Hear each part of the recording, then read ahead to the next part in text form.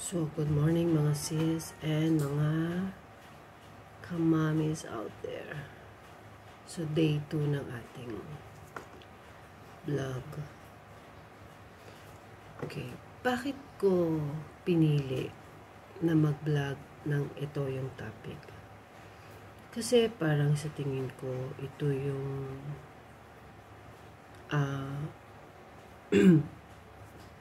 nangyayari sa ngayon.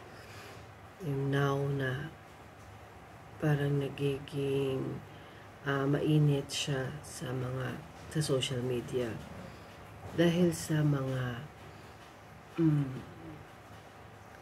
seafarers na mostly ang problema nila talaga is yung nag-cheat na mga asawa. So kagabi marami akong nabasa ulit and really sad kasi meron ako dong nabasa na siguro kukwento ko na lang sa mga susunod. Wag muna ngayon. Kasi very sensitive siya.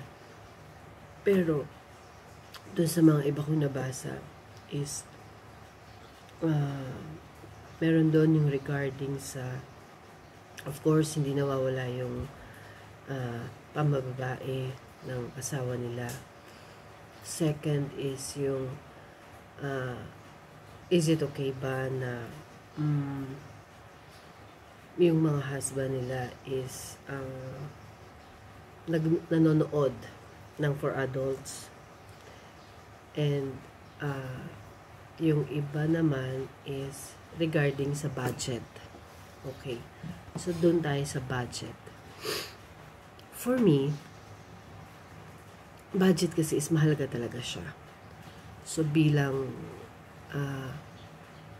tayo yung nandito sa Pilipinas as a wife, dapat alam natin kung ano yung priorities natin. And for me, sa akin, ang sa akin lang, every time na mag-spend ako ng pera, I'll make sure na worth it, makabuluhan talaga. Kasi lagi kong iniisip is kung ito bang ginastos ko is importante ba? Kasi naiisip ko lagi yung work hard ng asawa ko na less yung tulog, minsan di na nakakakain, even minsan walang time mag-laundry siya doon dahil sobrang busy. Like for example,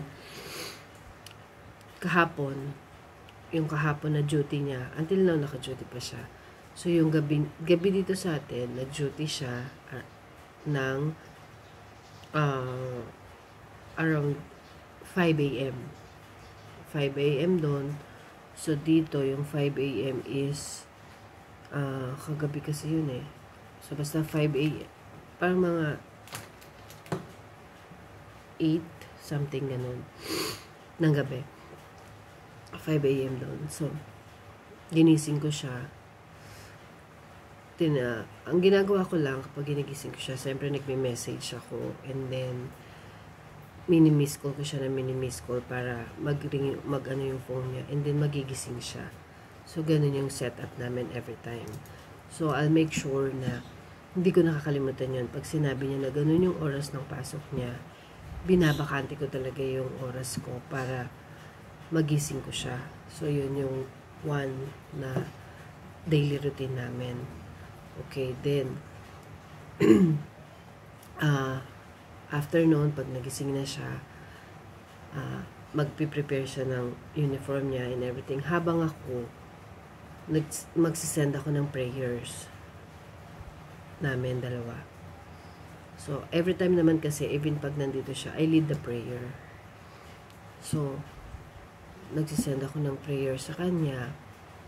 Then, in 30 minutes, tapos na siya magbihis, maligo, whatever, kung ano man.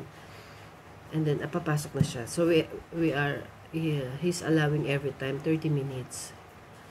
Kasi magtatanong pa siya na kung kumain na kami, kung ano yung ginagawa namin, kung nakalak na yung mga pinto, kung nakasara din gate, mga ganun. So, he always make sure na wala akong nakakalimutan na gawin.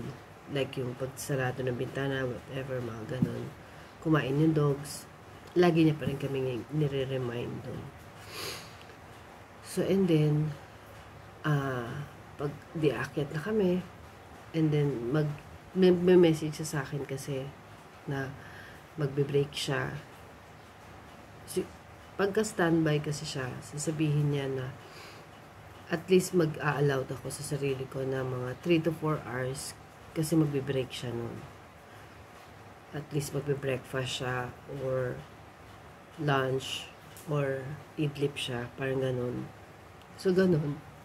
And then, pag middle of the night na, yung nag-break siya, so mag-message lang siya, tapos ako naman, oorasan ko. So, kapag hindi pa ako inaantok, late naman talaga ako natutulog. So, kapag hindi pa ako inaantok, hinihintay ko yung oras niya na kailangan na siyang pumasok ulit. So, mag-a-alarm ulit ako sa phone ko. And then, kung inaantok naman ako, same thing, mag-a-alarm ako. And then, I'll make sure na magigising ako para magising ko siya. Ginagawa ko yung bagay na ganun just to feel na, para feel sa husband ko na even if malayo siya, I'm always here. Na yung dati naming routine nung nag-work siya dito sa Pilipinas, I want to make him feel na even malayo siya, gigisingin ko siya every time na naka-break siya at kailangan niya ng kausap. Talagang gigising ako. Kahit alauna pa yan, alas 2, alas 3, alas 4 na madaling araw, gigising ako. Bakit ko ginagawa yun? Kasi ayokong ma-feel niya na ang lungkot ng life niya doon dahil mag-isa siya pagka wala siyang kausap. So ako, ini-effort ko talaga yon na kailangan pag nagising siya or nag-break siya or kung ano man, gising ako, masasagot ko yung message niya. I don't know kung sounds OA sa iba, pero ganun talaga. Ever since talaga. Ever since. Ganun yung routine namin. So, ayoko kasing ma-feel niya na lonely siya. Baka kasi, I mean, meron ako kasing thinking na baka isa yon sa nakakapag-isip sila minsan na mag-cheat. Kasi pagka kailangan nila ng kausap at hindi nag-message sila sa'yo, hindi ka nila na kausap kasi tulog ka na. So, maghahanap sila ng kausap. It's either sa phone or dun sa lugar. Kung nasan man sila. So, maaring maghanap sila ng kausap. So, that's the one thing na naiisip ko lagi na I should have time for my husband. Kahit na malayo siya. Para hindi niya maisip. Para hindi siya malungkot. So, hindi siya maghahanap ng kausap niya. So, yun yung, for me, yun yung ano ko. Ewan ko lang kasi yung sa iba. Kasi ngayon nga na nasa ganitong world na, I mean, ako na-involved na rin ako sa mga, dyan sa page ng Seaman's Wife, or mga ganun. Ang dami kong nare-realize. Ang dami kong naririnig na mga kwento na hindi natin pwede kasing isa lang yung sabihin natin na kasi nag-cheat yung husband namin, kasi nag-cheat yung husband nila kasi kasalanan nila. What if part of that is may kasalanan din tayo? So yun yung akin, yun yung way ko from the very start nung umalis siya nung unang contract niya. Ganun talaga ever since. Sometimes sa first niyang contract, ang ginawa niya is, yung mga friends niya doon, finrend ako And then, naging close ko na rin sila actually. Then, may alam ko din yung mga WhatsApp number nila. So, minsan mahirap gisingin yung husband ko. Nakikipaki ako sa kanila na paki-ring lang. Parang ganon. So, yun. Ganun talaga ako. Yung way ko ng pagbibigay ng importante dun sa marriage namin ng husband ko. Ganun yung way ko. So far, talaga masasabi ko, it's not perfect. But, we always compromise. Hindi one way yung relationship namin. Every time, pagka may decision kami, every time laging ako yung may last say. Pero, pinag-uusapan namin yun. Kasi, sa amin ng husband ko, masasabi ko na parang ako yung mas matured. Even though ako yung mas younger. Kasi, yung husband ko yung tipong, una-una ayaw niya ng problema. Ayaw niya ng stress. Ayaw niya nun. Even if may problema kami, gusto niya masaya lang. Even may pinagdadaanan kami, ayaw niya na malungkot. Even if we have only 1,000 pesos, gusto niyan mag-mall. Yung tipong ganun. Walang dull moment sa kanya. Ako kasi, syempre tayo bilang babae naman, syempre lagi nating isipin, paano yung bukas? Paano yung ganito? Paano yung ganito? So, marami tayong paano yung ganito. So, ayaw niya noon. Ang lagi niya kasi sa akin sinasabi, hindi lang tayo yung dumadaan ng ganun sitwasyon. Marami ring iba. So, kung nakakayanan nila, makakayanan din natin. So, yun yung lagi kong tinatandaan sa kanya. So, yung relationship namin, hindi siya one way. He respects my opinion. And I gave him also parang binibigyan ko din siya lagi ng time para siya yung magdesisyon. Kasi siya yung padre de pamilya. Pero siya kasi all out niya eh. All out niya. Parang sa kanya, mag-work ako for our family. I'll give you everything. Ibibigay ko yung sahod ko. Bahala ka na. Basta, make sure na ito, bayad mo. Parang ganun lang sa kanya. Wala siyang i-question sa'yo. Nasa na si ganito, nasa na yung 1,000, nasa na yung ganitong extra mo. Parang hindi, never namin pinagtalunan ng pera. Never. In 21 years, never kaming nag-away regarding sa pera. Parang siya, ito yung buong sweldo ko, bigyan mo ako ng part ng allowance lang doon na pambili ko ng water, pambili ko ng ganon. And then the rest, bahala ka na. Basta i-make sure ko lang ako sa part ko. Like, tuition fee, yung bills, yung bahay, lahat yun kailangan. Mabayaran ko. Yung ganun lang. Then the rest, kung may extra, then I'll keep it. Ganun yung relationship namin. I'm sharing this kasi ang dami kong nababasa, ang dami kong nakikita. Hindi ko kasi alam yung nag-work sa amin, kung mag-work sa iba. But, hindi naman masamang itry. Hindi masamang itry nung iba.